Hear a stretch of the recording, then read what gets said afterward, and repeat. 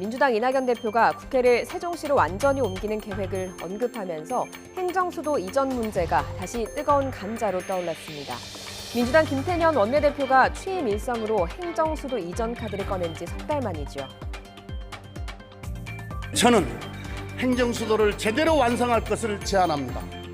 길거리국장, 카톡과장을 줄이려면 국회가 통째로 세종시로 이전해야 합니다.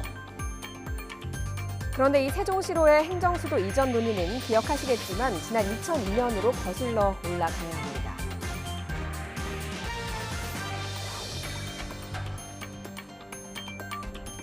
고 노무현 대통령이 대선 후보 시절 행정수도 건설을 공약으로 내걸었죠. 그리고 충청 표심의 지지 속에 대통령에 당선이 된 겁니다.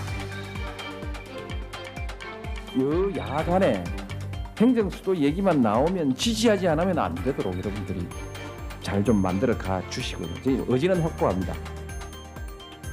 2003년 12월에는 관련 법안도 국회에서 통과됐습니다. 하지만 야당의 반발에 부딪혔고요. 헌법 소원이 제기됐고 2004년 10월엔 위헌 결정이 내려졌습니다. 우리나라의 수도가 서울인 것은 우리 헌법상 관습 헌법으로 정립된 사항이며 여기에는 아무런 사정의 변화도 없다고 할 것이므로 이를 폐지하기 위해서는 반드시 헌법 개정의 절차에 의하여야만 합니다. 이후 세종시는 행정수도가 아닌 행정중심 복합도시로 추진되면서 청와대와 국회, 대법원 등을 제외한 일부 행정부처만 이전하는 것으로 추측됐습니다. 그런데 2008년 취임한 이명박 전 대통령이 세종시의 행정도시 전면 재검토 방침을 밝히면서 세종시의 운명은 또 한 번 출렁이게 됩니다. 이미 결정된 원안대로 해야죠. 이런 쪽으로 그냥 분명히 이야기를 한 것도 사실입니다. 조금 부끄럽기도 하고 후회스럽기도 합니다. 부처를 이렇게 반으로 쪼개서 헤어지는 것이 과연 그 지역의 균형 발전이 되느냐.